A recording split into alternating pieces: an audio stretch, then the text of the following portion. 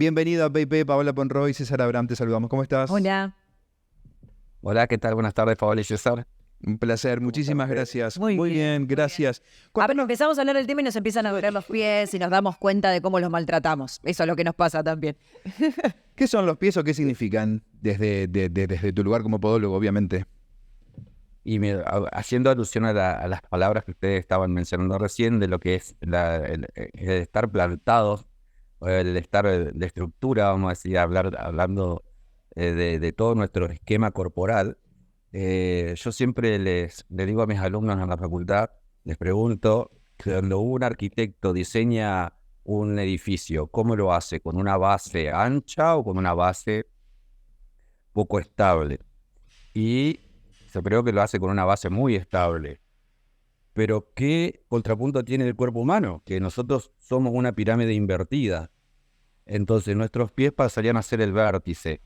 Y sobre esa estructura de tan pocos centímetros tenemos que hacer todas nuestras actividades. Así que fíjense, Claro, partiendo de ese punto de vista, qué importante que son nuestros pies. totalmente. Qué complejo, ¿no? Y ¿por qué le prestamos tan poca atención? No sé, digo, capaz que estoy incluyendo una cantidad de personas en lo que a mí me pasa, pero la sensación es que uno no le termina dando la trascendencia que tienen en nuestra vida y en nuestro normal funcionamiento a los pies. Y debe ser porque están alejados de la cabeza, más que nada. Ese sentido, y no le demos, y hasta que no duelen, ahí no le prestamos. Es como siempre haciendo analogía con la odontología, hasta que no nos duele la muela y no nos deja dormir, ahí es que recurrimos a la consulta muchas veces. Y con los pies sucede prácticamente lo mismo. Hasta que no nos duelen, no hacemos la consulta pertinente del caso. Y puede doler por muchísimas causas, ¿no es cierto? Eso sería introducirnos en un tema complejo y bastante abundante de temas, de patologías del pie, y que ahí nos van introduciendo en la dolencia. Pero más que nada, yo creo que la consulta del podólogo siempre se hace a partir del dolor. No se lo ha Bueno, tomado como una profilaxis claro. del pie prácticamente. ¿Y cuál sería la profilaxis? ¿Qué tendríamos que hacer? ¿O por qué tendríamos que ir habitualmente? Y bueno, la profilaxis se puede hacer desde varios ámbitos, desde la niñez hasta la adultez, o la tercera edad, como se le suele llamar, pero siempre la profilaxis empieza en la niñez. Yo el otro día casualmente eh, escuchaba una entrevista que ustedes le hacían a la doctora Quijano sobre el uso de plantillas y su uso masivo de estas. Y bueno, en la niñez, por lo general, se consulta o se observa a los niños que caminan de cierta manera, se tropiezan o los pies van hacia adentro. Y el uso de plantillas muchas veces está mal indicado en niños donde recién se están desarrollando y están desarrollando la marcha. Entonces el pie pasa a ser un pie plano que es normal para cierta edad. Después de cumplir cierta edad, de los 5 años en adelante, sí se puede llegar a observar. Antes podemos hacer la profilaxis y ver y trabajar interdisciplinariamente con traumatología o con otras especialidades para ver si no existe una patología asociada que nos lleve el piecito para adentro. Pero en las primeras etapas de la vida y con la falta de maduración de la marcha, eso es normal. Entonces esa parte de la profilaxis, de ir acompañando el crecimiento y la maduración de la marcha a nivel de la niñez, sería lo ideal. Mm. Después, en la adolescencia, con el uso del calzado también, con la profilaxis también del corte de las uñas, que muchas veces también eso produce dolencias y ciertas heridas, vamos a decir, en el pie, que por el mal corte de uñas o por el uso de un mal calzado no termina desarrollando ciertas dolencias. Y en la edad adulta, ya producto de un mal cuidado, como que venimos desarrollando al no cuidarnos en la niñez, en la adolescencia y en la adultez, es como que venimos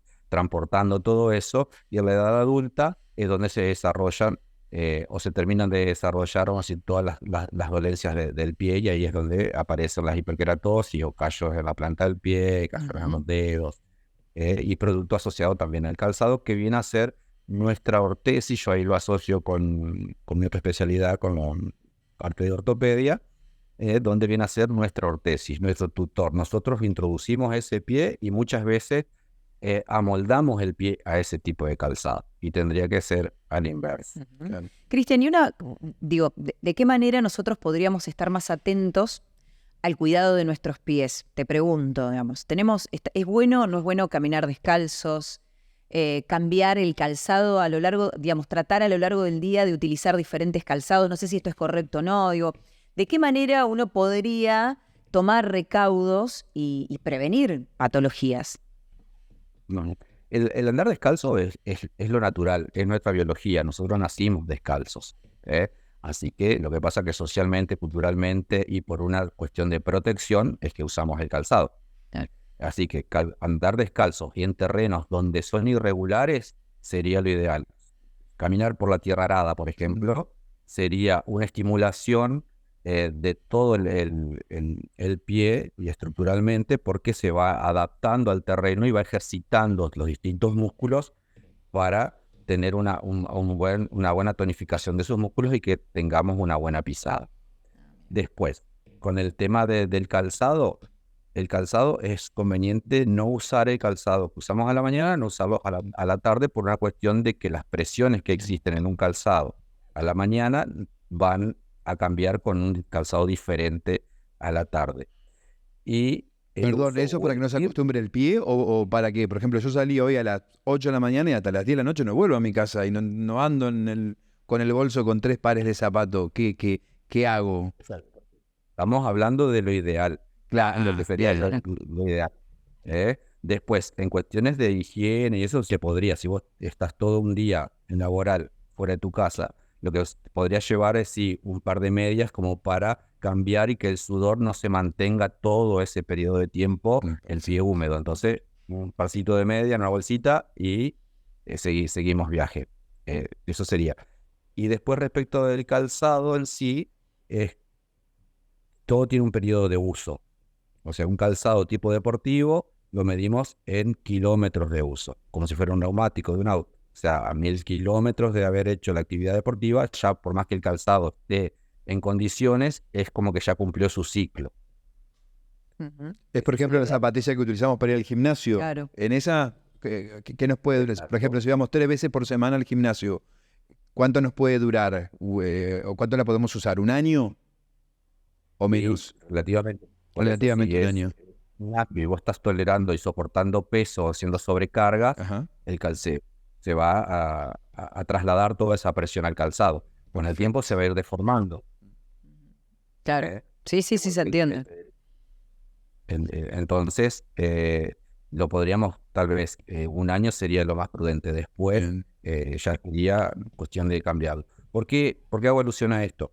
Porque cada uno tiene un patrón de marcha y gasta el zapato o la zapatilla o lo que fuere de una manera muy, muy personal, ¿no?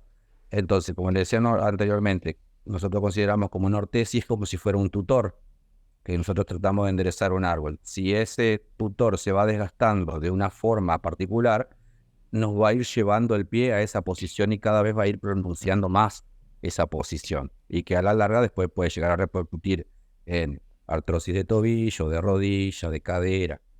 Esa es la profilaxis que nosotros podemos ir haciendo con respecto al calzado. ¿Y cuáles son las principales patologías con las que vos te encontrás? ¿En qué estado llegan las personas que van a tu consulta? Y eso es muy relativo, o sea, porque hay personas que llegan, así como estábamos hablando ahora, de hacer una profilaxis, a personas que ya llegan en un estado muy avanzado en su enfermedad y en el ámbito hospitalario, por desidia o por personas que socialmente no están acompañadas, no tienen un sostén o una persona que los pueda asistir, llegan en condiciones que muchas veces hay que hacer uso del sistema de acción social o acompañamientos porque corren riesgo tanto sus pies y asociado a su vida también. Claro. Muchas causas que son extremas, vamos a decir. O sea que es muy, muy amplio el abanico de donde el podólogo se puede introducir, vamos a decir, en el tratamiento propiamente dicho. Y hay una cuestión que tengo la sensación de que se ha naturalizado y que uno lo puede ver incluso en publicidades, tiene que ver con la presencia de hongos en los pies. Esto, digamos, responde a una profilaxis que no es correcta, responde al calzado o a otras cuestiones que no necesariamente pueden estar directamente vinculadas? Y la micosis plantar o la micosis unguial, la tinea pedis, como comúnmente le llamábamos el pie de atleta, es justamente lo que decía César recién del calzado, que él se lo coloca a la mañana y se lo saca a la noche. Mira, El hongo para proliferar necesita humedad, calor y oscuridad. claro, el zapato es ideal. Claro. Es ideal para el pie, es ideal para el hongo. Exacto. Entonces ahí, y esa es la predisposición. Tal vez César camine descalzo por los sanitarios de un natatorio y Claro. Claro. no pase nada. Y una persona que pasó a 5 kilómetros se contagió. Cristian, ¿y es bueno utilizar talco? No necesario, yo no lo recomiendo en forma particular, por una cuestión de que el talco deja residuos tanto en el calzado como en el pie. En el calzado se forma, si no somos cuidadosos y estamos todo el día calzados, se forma como una costra, una cáscara Sí. de la plantita que se adhiere. Y en las uñas, particularmente, como no estamos acostumbrados a cepillar como si fueran una pieza dental, ese talco se va depositando en los surcos de las uñas y con las duchas frecuentes se moja, se seca, se moja, se seca, más el traumatismo que pueda sufrir el pie y la uña dentro del calzado de forma natural, hace que eso se descomponga y eso prolifere y pueda llegar a infectar el pie con hongos. Así que yo particularmente Latón. recomiendo Interesante. lociones para, más que nada para inhibir, o lociones desodorantes o antisépticas o de algún otro, pero siempre que no deje residuos en el calzado. Exacto. Cristian, te queremos agradecer por este contacto súper claro y bueno, ojalá que no sea la primera vez que nos acompañes. Ojalá que no, así que estoy a la disposición de ustedes para cuando gusten. Buenísimo. Servicio. Muchísimas gracias, Cristian. Un abrazo. Hasta Para luego. ustedes, gracias.